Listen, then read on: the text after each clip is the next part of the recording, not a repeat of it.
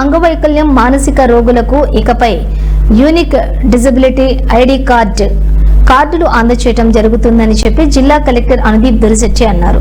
శుక్రవారం ఎర్రగడ్డ మానసిక వైద్యశాలను డిఆర్ఓఈ వెంకటాచారితో కలిసి ఆయన ప్రదర్శించారు. ఆయన సందర్శించి ముందుగా ఆసుపత్రిలో సందరం కేంద్రాన్ని పరిశీలించి కేంద్రంలో సత్వరమే మౌలిక వసతులు కూడా కల్పించి అందుబాటులోకి తేవాలని సంబంధిత అధికారులను ఆదేశించారు.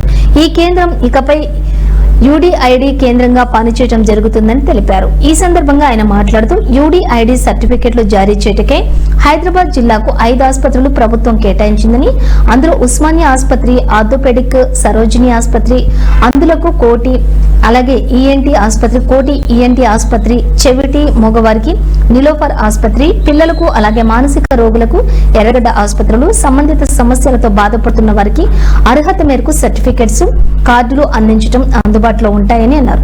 ఈ కార్యక్రమంలోని ఆసుపత్రి సూపరింటెండెంట్ ఆర్ అనిత, తహసీల్దార్ పద్మ సుందరి, వివిధ విభాగాల వైద్య అధికారులు తదితరులు పాల్గొన్నారు.